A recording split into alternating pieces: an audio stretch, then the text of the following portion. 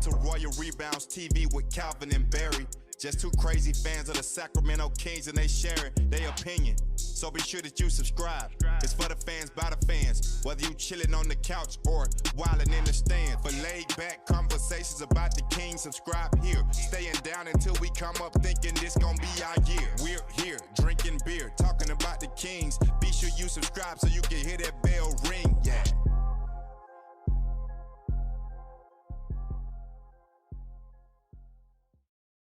What's up, Kings fans? Welcome back to Royal Rebounds TV, a Sacramento Kings YouTube channel for fans by fans. This is the Royal Rebounds Podcast. Welcome back with Calvin and Barry. On today's show, Kings beat the Spurs 121-114, high-scoring affair. Lots of career highs all over the place.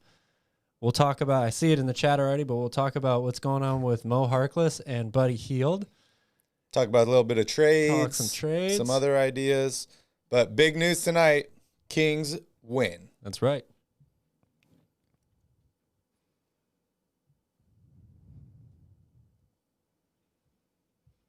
Welcome back. This is the Royal Rebounds Podcast.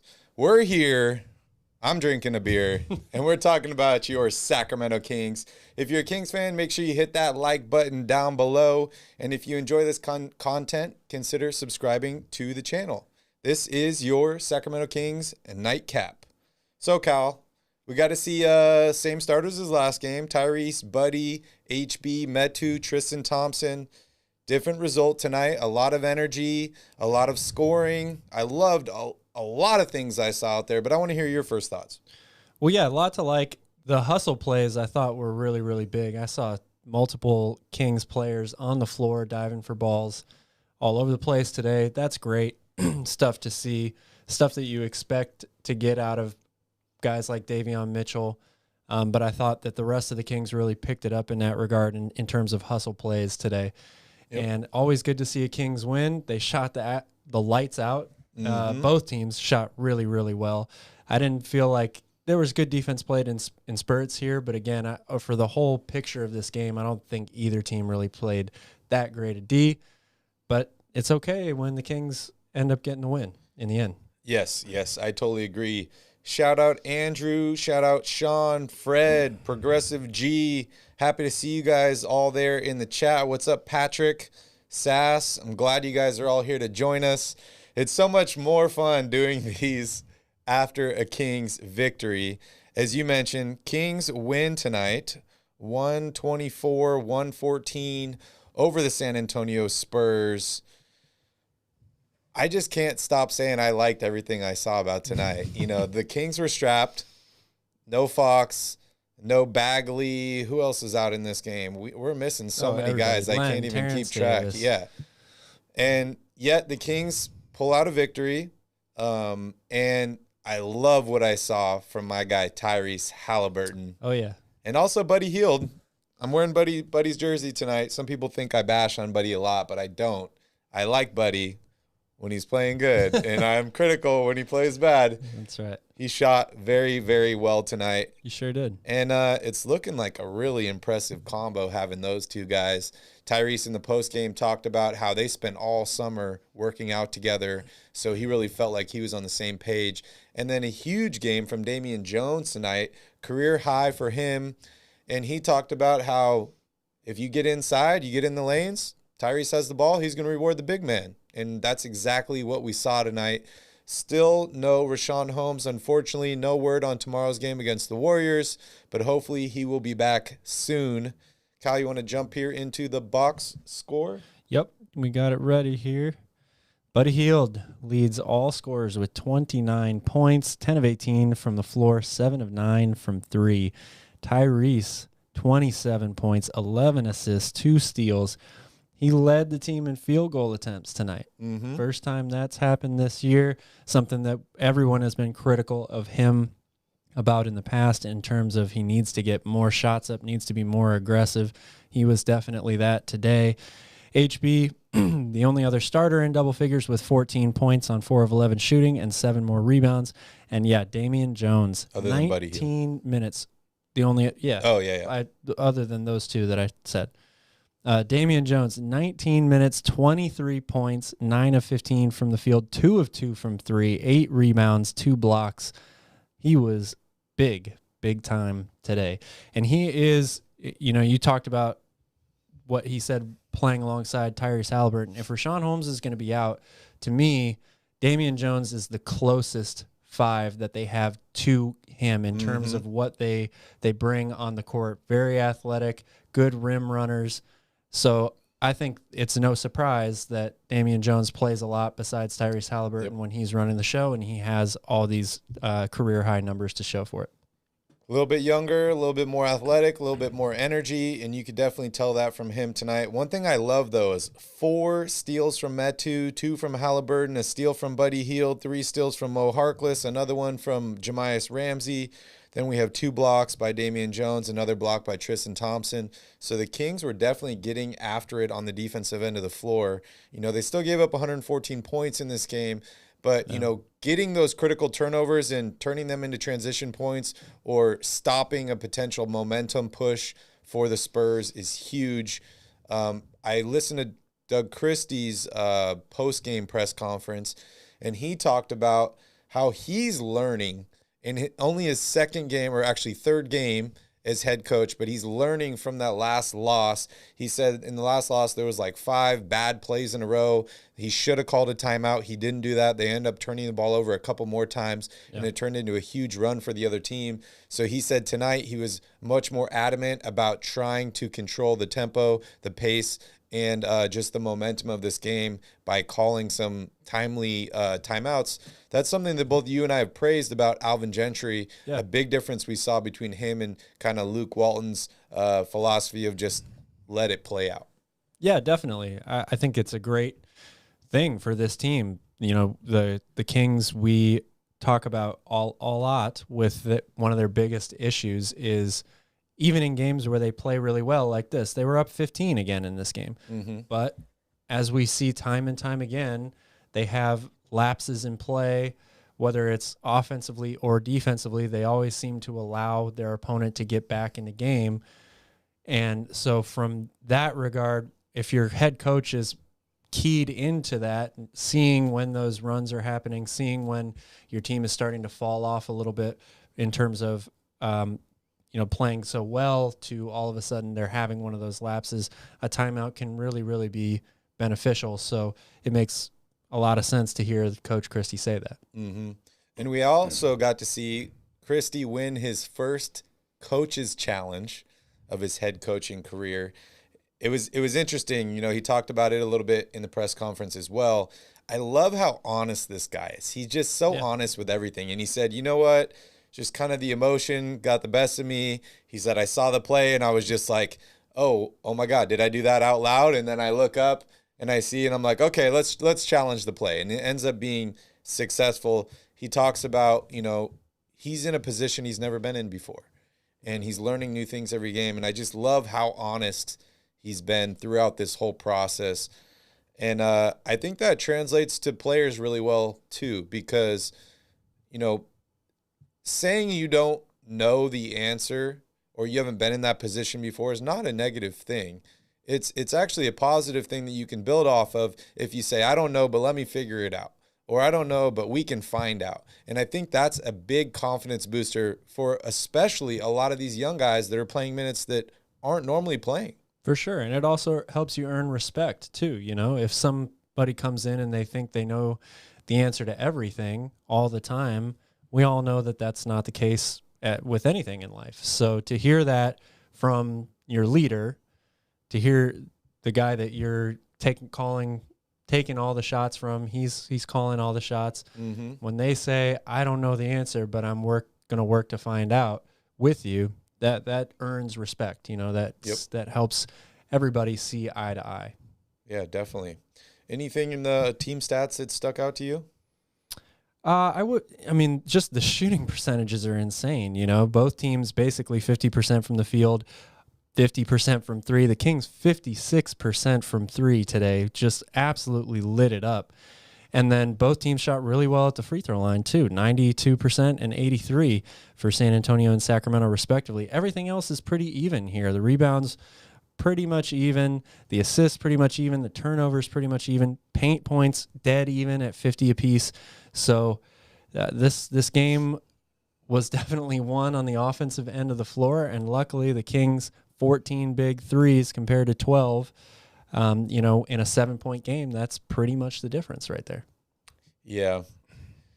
As I mentioned, best game by far for Damian Jones. And, tomorrow he's going against his old team in the Golden State Warriors. So hopefully we'll see this momentum continue for him. But, 23 points for him, 9 of 15, super efficient. He had 2 threes. He's shooting that 3 from the top really, really well. Yeah. What do you like so much about this guy? I just like his athleticism overall. I like his awareness defensively. I think he's in the right spot a lot of times. And for a big man, he actually moves his feet really, really well. I've seen him get switched out onto guards or players on the wing, on the perimeter occasionally. And he never tries to do too much. He's not, trying to be all up in the guy's shorts. He plays very, very within himself, moves his feet. And, yeah, I mean, his number one asset is he's a huge lob threat, huge rim runner threat. I think that he sets good screens and he's able to run off of those really well. So it's a tough cover, especially when you have somebody like Tyrese coming off of that pick who is really dangerous with the ball himself, and can score very, very easily. Mm-hmm. So there's a lot to like from him. We saw that turnaround fadeaway earlier in the year. That was super sweet. You don't see somebody that big looking that good on that move very often. So he's an incredibly talented individual and still pretty young. He just hasn't really gotten a whole lot of opportunity yet to showcase that. So he could be making a very good name for himself and taking advantage of a really nice opportunity if Richaun Holmes is going to continue to miss games. Yeah, I think he's, like you said, the perfect guy to play alongside Tyrese Haliburton because he just rolls to the basket. But that just makes me wonder, what is going to be there for him when Richaun Holmes does return? Are you going to have both of these guys rolling to the basket at the same time? Are you going to have to alternate them? Because that'll definitely cut into his minutes. Yeah, I don't see playing them alongside each other at the same time. They're like I said, they're very similar styles of players. I think Damian Jones has better outside shot as of right now than Richaun Holmes does.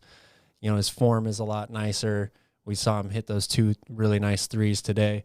But overall, you still want them attacking in the same way in the course of a game.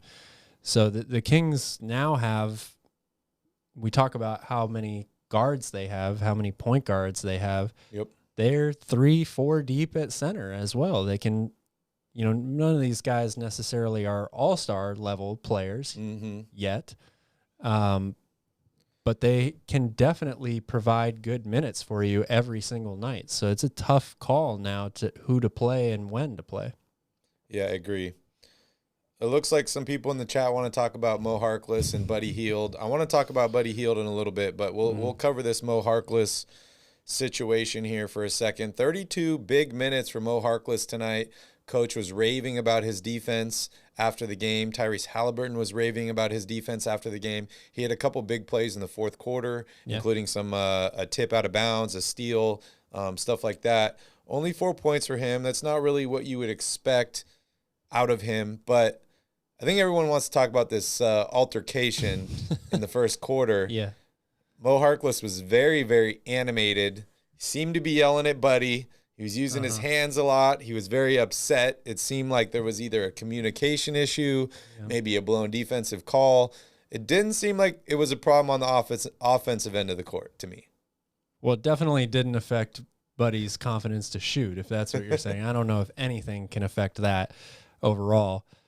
There could have been a lot of different things that this conversation was about. It's really hard to tell, especially in the middle of a game.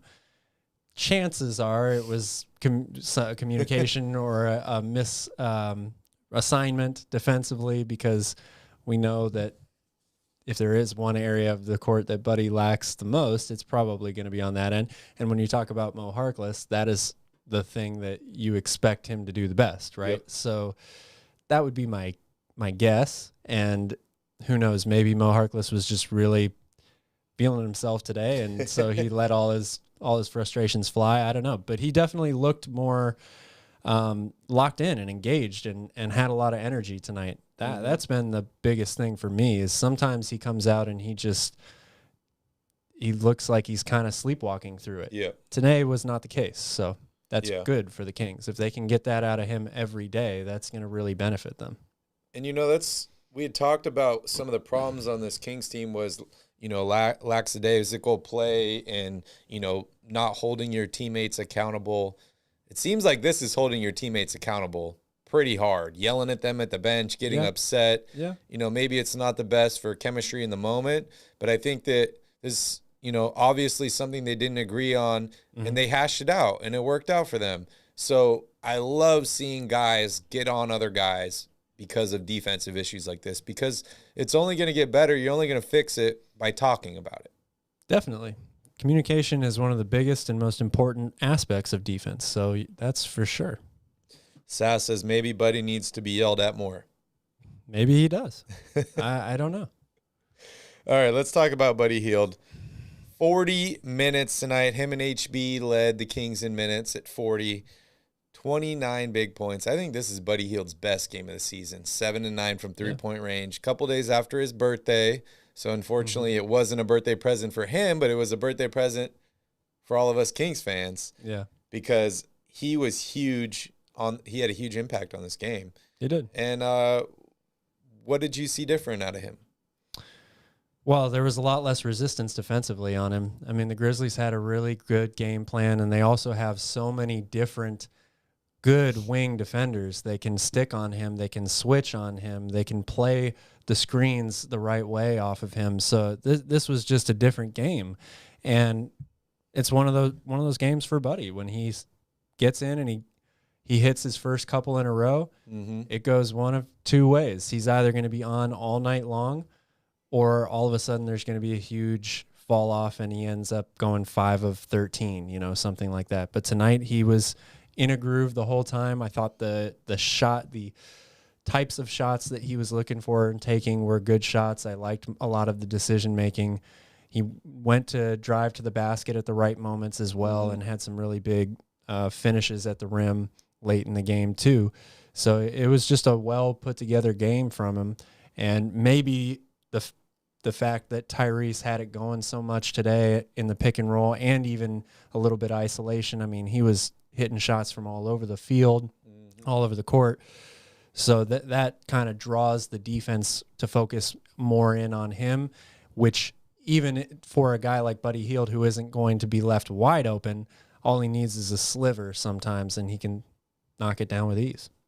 Yeah, you mentioned Tyrese Haliburton, career high in assists for him, and 11 tonight. He did play in foul trouble in part of the game. We'll talk about that here in a little bit. But do you think those 11 assists might have contributed to Buddy having such a good game? And how are you feeling about the Buddy-Tyrese fit as opposed to Buddy and Fox? I think that when you have a point guard who is a real threat to find anybody on the court at any time, of course it helps all of your offensive players. It helps your shooters.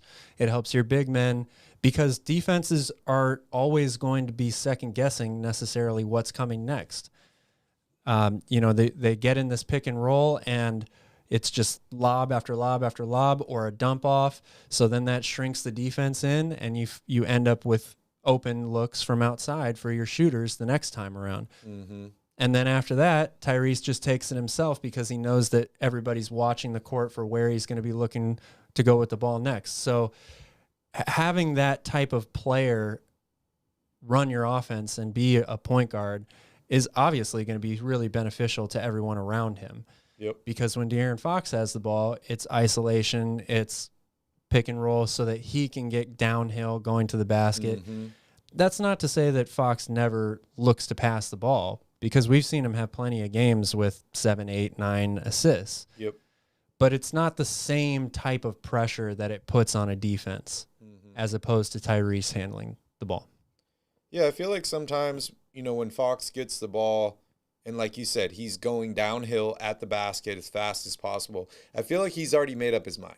he knows if he's going to pass it or if he's going to the basket. He already made up his mind. Versus Tyrese is more of a measure, what are you doing? Depending on what you're doing, I'm going to give up the ball or I'm going to keep the ball. It's almost like a quarterback in football that already knows who he's throwing it to before he snaps the ball versus someone that's going to, do a little bit of play action, see what the safeties do, see what happens, and then go with what's open.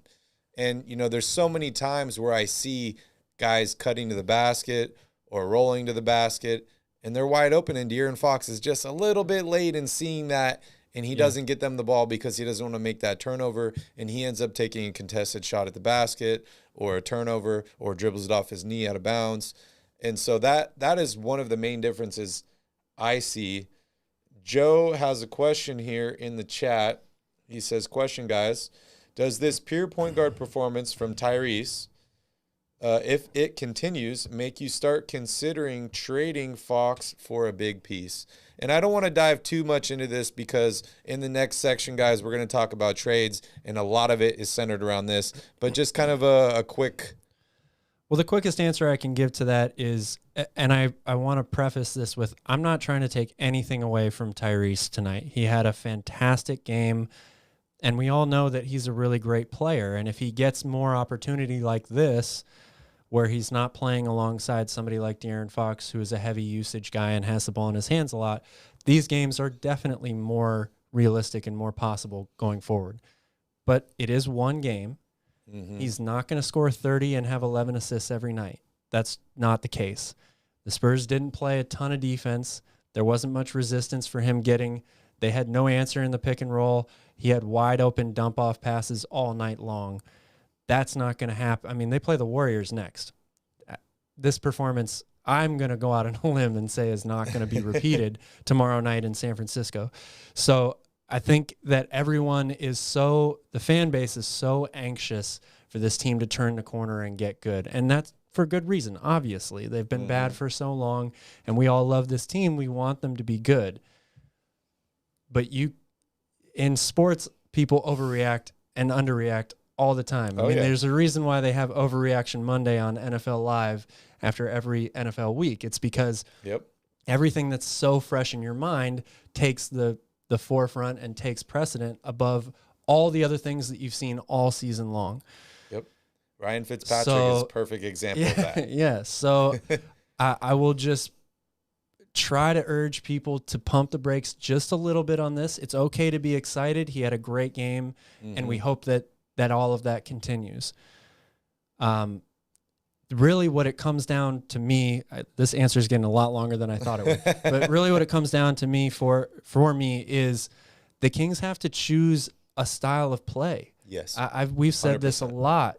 They have to pick one direction and go for it. If this is the direction that they want, it can work. If they want to have Fox as the centerpiece of their team, I believe that they could get somebody else with him, some big name player, and that would work too. But they have to pick one or the other. Yep. I totally agree. And I want to talk more about that, but we're going to wait until Around the Crown, and then we're going to dive all into that and talk about fit, scheme, trading, players, all that fun stuff. So make sure you guys stick around for that.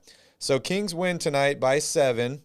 Looking here at the updated standings, Kings are now 13-18. They're in the 10th spot. Trailblazers won tonight as well. They are also 13-18. You talked about defense. Spurs played no defense tonight. Normally, this Spurs team is great at defense. You look at head coach, you look at some of these players, Jacob Poeltl.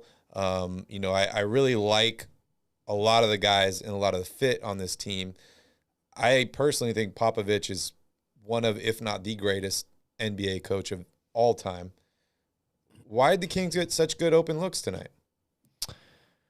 Well, this team is a shell of what they used to be. We have to all agree on that. I mean,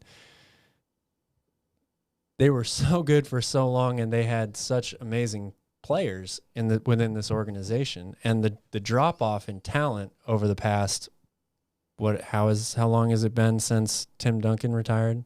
2014? Oh man, yeah, 8 years maybe, something like that. It's been enormous for them. So you're right. Greg Popovich is an amazing coach, and he's going to find a way to get these guys to overperform or to exceed expectations. One of the things that we talked about with the Kings not being able to do as of late, or, you know, for the past number of years with their role players, that's what makes a huge difference in a lot of franchises in the NBA. If you can maximize the potential of the guys that are not your stars, because that just balances everything for you, balances your team, your defense, all that stuff. They have some good pieces. You know, Lonnie Walker is a really good offensive player who I think has slowly gotten better and better over the course of his career. DeJounte Murray is fantastic, and he had a great game today. Again, also injuries. Yep. Derek White has been really, really good for them at times, but outside of that, they're just grasping for straws. You know, Devin Vassell, who we were really high on in the draft last year, he hasn't played to what I thought his potential was so far. So they're still far behind, and for them, their front court is really lacking. You know, Jakob Poeltl is a serviceable player in the pick and roll. Roll, but in terms of the overall what he's going to give to you, not that much, and they don't really have much depth at those positions behind him either. So they're in a transitional period right now, and because they have Greg Popovich, they're not going to be down at the bottom of the standings, right? So they don't end up getting the first or the second pick. And so they just continue to spin the wheels here. So we talked on Friday on the Royal Report. You know, we took a look back at the Buddy Hield DeMarcus Cousins trade. Speaking of Poeltl, you look back at this Toronto Raptors trade with the Spurs. They won a championship in Toronto, but Leonard's no longer on the team. DeRozan's no longer on the Spurs team. All they really have left is Lowry's Poeltl. not on the Raptors in anymore. in this whole deal. So I guess you would say the Raptors won that trade just because they got a championship out of it. Oh yeah, I would definitely take a championship. But it's a interesting thing here. Last guy I want to talk about here is Harrison Barnes before we jump into your keys of the game. Like I mentioned earlier, 40 big minutes for Harrison Barnes tonight, 4 of 11 from the field, 14 points, 7 rebounds, 3 assists. He was pretty aggressive tonight too. I saw some moments where he needed to get the ball to the basket. He made it happen. Give me your thoughts on HB. Didn't shoot very well, but I liked his aggressiveness. Again, that's for me, you know, I just want to see him looking for his shot out there. He is the second or third best offensive option on this team any night, no matter who's healthy and who's not. And he needs, in order for the Kings to win games consistently, he needs to score points for them. Doesn't necessarily have to have 20 or 25 every night, but he can't have these games where he's only attempting 6 shots and he ends up with 8 points or something like that, doesn't get to the free throw line. That's just not using him in the right way, in my opinion. So I liked he was aggressive. I liked that they ran offense through him, a lot of isolation, definitely in the post as well. I think that's an area of his game that is so good. I think they could try to post him up more in the future, especially when they have mismatches defensively like they had tonight. You want to give a shout out to Deuce and Mo? They're in the building. What's up, guys? Shout out Deuce and Mo. Thank you so much for your shout out the other day on the Deuce and Mo podcast. Yeah, thanks for joining us. We love watching your show. We love Kings fans. So if you guys don't know about it, go check out Deuce and Mo. They got an awesome post-game show. Hard to believe anybody doesn't know about you guys. But all right, so let's talk about your keys to the game. Yeah, they didn't really hit on a lot of these. My first key was speed them up. They forced San Antonio into 14 turnovers, which is pretty good. You know, that's like a middle of the road to slightly above game for most NBA teams. They didn't really capitalize on it. I think they only had 6 fast break points off of that. But like we said before, hustle plays, getting on the floor, all the steals that they had, that was all really, really good. My second key was focus on Murray. He had a great game, but great players have great games, and luckily the Spurs didn't get enough from anybody else to change the outcome of this game. And then lastly, next man up, they did hit on this one big time. That's Damian Jones. Career high, 23 points in 19 minutes. That is next man up for sure. That is next man up. And, Buddy Hield stepped into the starting position tonight. He shot really well. Tyrese Haliburton stepped into the starting point guard position. He played very well. The Kings are going to win basketball games when they play together and when they shoot over 50% from three-point if you range. shoot 56% from three, you're going to be in most games. Most games. Oh, that's funny. Anything else you want to touch in on this game before we jump into next section? Just really happy they got a win. We talked about Doug Christie. These games, win or loss, are so valuable for him. Yep. And the type of person that he is, as you already talked about a little bit, he's going to just soak up so much from this experience, and it's going to make him that much better in the long run. Even when Alvin Gentry comes back and he slides over to that assistant coach job, he's still going to be very instrumental in what the Kings do day in and day out. And so he's going to benefit from it, which in turn means the players are going to benefit from it. Yeah, I want to give one more shout out before we move on, and that's to the LA Lakers. They lost to the Bulls tonight, 115-110. Keep it up, Lakers. All right, guys, we're going to take a quick little break here, and we'll be right back.